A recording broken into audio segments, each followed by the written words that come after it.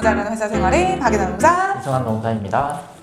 네, 오늘은 이제 슬기로운 수험생활 2탄으로 과목별 고득점 비법을 알아볼 건데, 우선 법대 출신임에도 불구하고 경영학 과목에서 고득점을 하신 박노무사님의 경영학 꿀팁, 수험 꿀팁, 고득점 꿀팁에 대해서 한번 알아보도록 하겠습니다. 근데 이제 너무너무 오래 들어 말하기가 좀 민망하긴 한데, 저는 약간 되게 특이한 케이스였어요. 사실 법대를 나왔는데 오히려 시험 점수는 조금 경영학이 더 높았던 것 같아요.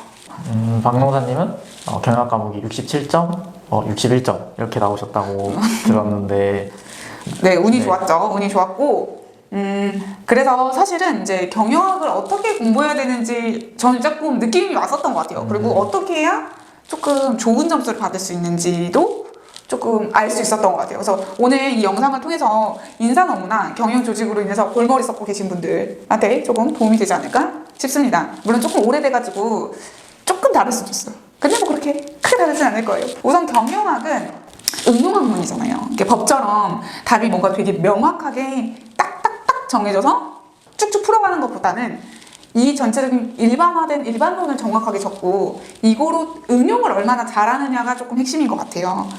그래서 경영학에 대한 좀 이해가 정말 선행이 돼야 돼요.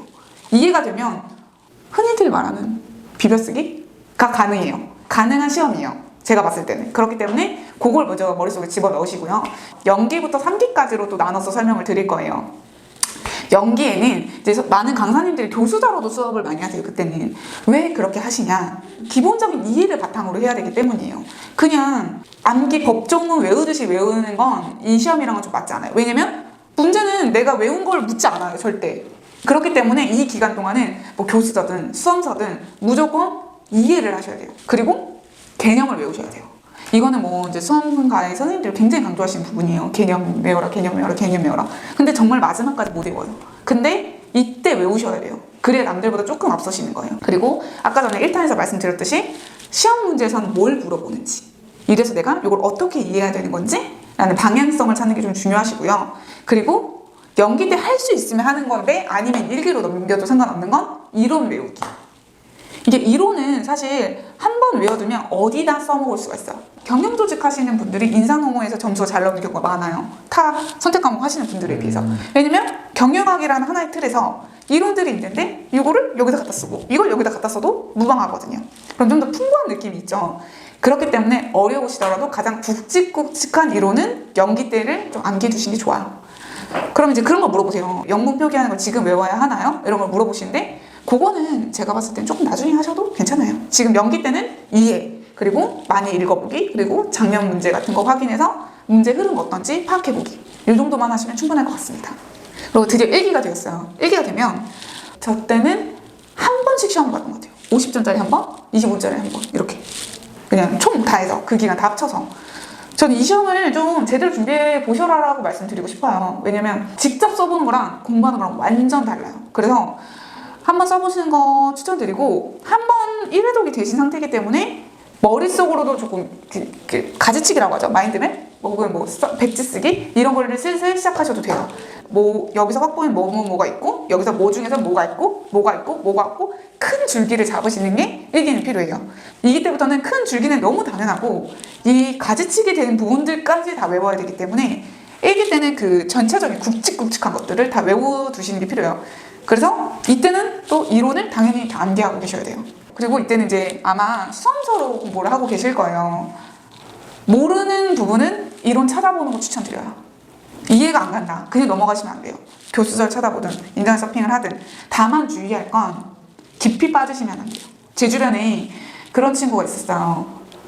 이게 너무 궁금한 거예요. 재밌고. 그래서 선생님은 안 알려줬는데 나는 검색을 해보니까 이 연계된 이론도가 있고, 그래서 그런 걸 막 찾아요. 제가 만약에 3년 이상 공부하셨다면 하시는 거 추천. 하지만 그게 아니라면 비추천. 왜냐면 그 시간에 다른 거 외워야죠. 그걸 보면서 꼭 외워야 될 걸 놓치는 건 조금 잘못된 방법이에요. 제가 어느 정도 다 알아요. 그리고 시간적 여유가 있으면 당연히 좀 깊이 있게 보는 거 너무 좋아요. 근데 그게 안 돼 있는데 그런 거 찾는다? 그러면 이제 그건 문제인 거예요. 그래서 꼭 그런 거는 꼭 챙기시길 바라고요. 이때 제가 또 저번에 말했던 모양자, 그림 그려보는 거 시작하시는 거 굉장히 좋아요.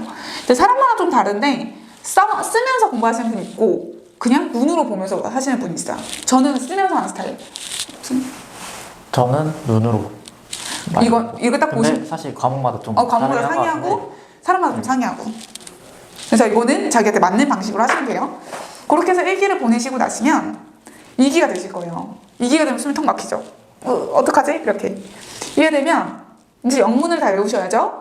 그리고 도형도 잘 그리셔야죠. 그리고 타 강사님 자료도 보고 계셔야 돼요.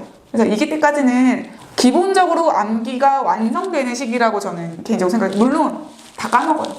쓰고 까먹고 쓰고 까먹고 이렇게 까먹지만 그때는 외워야 된다는 말씀을 드리고 싶어요. 그리고 모의고사 관련해가지고 좀 이런 질문들이 있으세요. 모의고사에 얼마나 의미를 두어야 하는지. 이때 주의할 거는 첫 번째, 못 써도 상관없어요. 다만 못 쓴 걸 2번 썼을 때 못 쓰면 안 돼요. 그러니까 못 썼어요? 시험 점수가 낮아요? 그러면 그거는 그날 끝내셔야 돼요. 다시 봤을 때 잘 볼 수 있도록. 근데 그게 보완이 안 된다? 그러면 그건 조금 어려운 것 같아요. 그러니까 그거 보완하시는 게 굉장히 중요하고요. 두 번째로는 최고 답안이 있어요. 우리 수업마다 최고 답안이 있는데 그 답안을 뚫어져라 보셔야 돼요. 이 많은 학생들 중에 1등한 답안이에요. 그러면 이 사람은 똑같은 문제가 나왔을 때 합격할 사람인 거예요. 그런 답안을 공짜로 본다는 건 쉽지 않은 일이잖아요. 그러니까 그 답안을 보고 내 답안이랑 뭐가 다른지 여기서 나도 한번 써먹어야겠다라고 하는 걸 뽑아내시는 시기여야 돼요. 그리고 그 뽑아낼 때 완전 괜찮아 하면 따로 정리하셔야 돼요. 저는 그래서 좀 괜찮은 이론, 뭐 괜찮은 최고 답안 문구, 뭐 맺은 말, 인트로 뭐 이런 것들이 있는 거 싹 다 정리했던 것 같아요. 그리고 계속 돌려막기. 그러면 시험 가셔도 무슨 문제가 나와도 우선 돌려막기 연습이 돼 있기 때문에 그냥 바로 손부터 와요. 나중에 시간 싸움이니까. 그래서 그거 추천드리는 것 같아요. 저는. 또 마지막 GS 3기에는 응용. 무조건 응용이에요. 이론은 몇 개 없어요. 뭐 이론 많잖아요. 그 중에 머릿속에 내가 완벽하게 이해하고 있는 이론 몇 개가 있으면 어떤 문제가 나와도 그 이론이랑 접목시킬 수 있어요. 접목시키는 게 굉장히 중요하고 이 접목시켜서 그럴듯해 보이는 게 또 중요해요. 그래서 요 연습이 필요한 게 3기인 것 같아요. 이때 당연히 또 이제 완성형이 되어 있으셔야 되는데 누누이 말씀드리지만 여전히 완성이 안 돼요. 이 시험은 여전히 완성이 안 되기 때문에 너무 스트레스 받지 마시고 남들도 계속 밑도 빠지고 있으니까 계속 그냥 부으세요. 부으셔서 계속 채우시고 시험 날까지 계속 부으시면 돼요.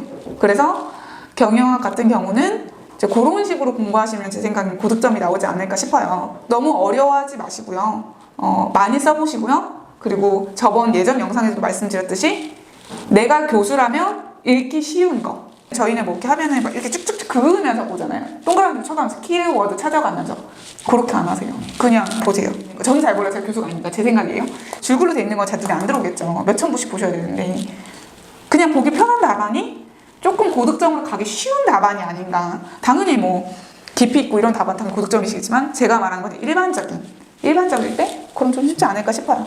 그래서 그렇게 하시는 방법을 추천드립니다. 윤호사님 어떠세요? 고득점 비법 괜찮나요? 네, 저도 사실 인사 관리 때문에 좀 고민을 많이 했던 사람의 입장으로서 굉장히 꿀팁을 많이 알려주신 것 같아요. 네.